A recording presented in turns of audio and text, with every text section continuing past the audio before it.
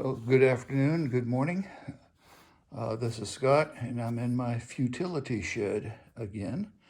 And I've got couple pieces of wood here that have the typical problem, only its wobble much more pronounced. This thing is a few years ago, this would have been a piece of firewood. Today, I'm going to try and salvage it. So let's see how this turns out.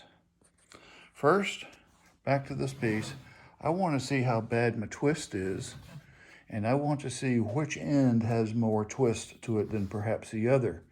I'm hoping that this has come fairly flat and then at the end has decided to twist.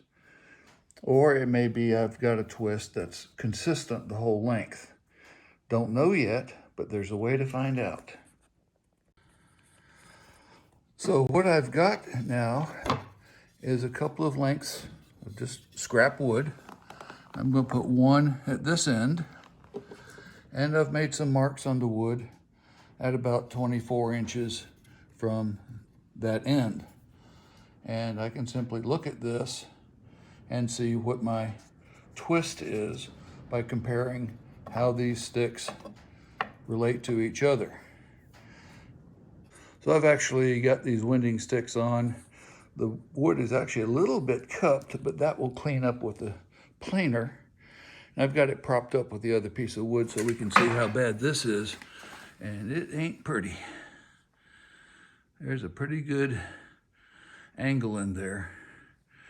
And I'm saying that's pretty close to 5 degrees. And on a short piece of wood like this, that's a lot.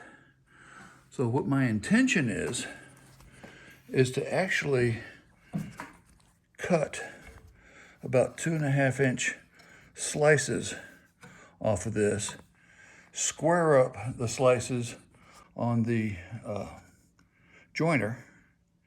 So all these slices are just square to each other, square bottom and square edges, and glue it back up. And when I glue it back up, by using the joiner to square up individual slices on here, when those are square, when I glue it back up, the grain will be very, very close to the original grain. It'll only be a kerf apart. With cherry, it will be almost invisible. And once the glue is dry, I can run this piece through the planer and get it nice and flat and nice and smooth. And the glue lines will be next to invisible. Okay, so here's what I did. I sliced this up into 2 1/8 strips, and those are the saw edges, nice and clean. Beautiful rip saw. And when I put these together, you can see there's still just a little bit of a gap here because the twist that was in the board before. My only job now is to basically square that up. So I can close that gap by simply squaring up these inside edges again. And I can do that on the table saw, or I can do that on the joiner. And frankly, I prefer the table saw.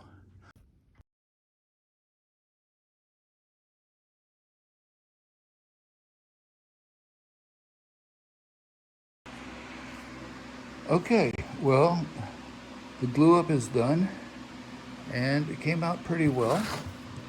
As we knew, there's going to be some zigzag on the end because of the twist in the boards. It's nice and flat on the far end, but I've got that expected sawtooth on this end. So what I'm going to do is plane that off, and it looks like I can get about 7/8 thickness out of this.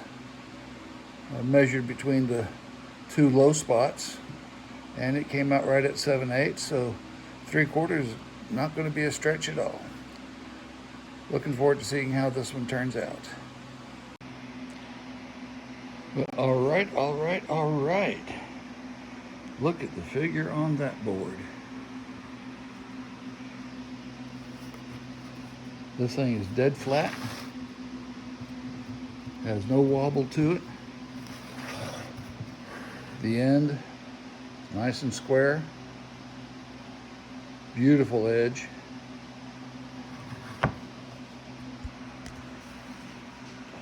And let's see how wide this thing is.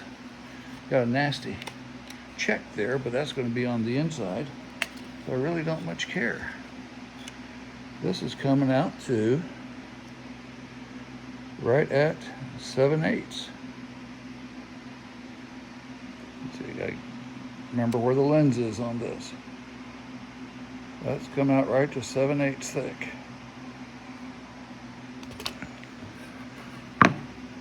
Not bad for a piece of old firewood, huh? Okay, well, here's the finished piece. They say when everything's been said and done, a lot more has been said than done. I hate these shadows. But here is that finished piece, assembled on its box. Here is that terribly twisted piece that we had to cut into smaller pieces and glue back together. But there's not a seam to be seen. It is absolutely beautiful, absolutely flat, and we have a finished box, part of a 4-piece table.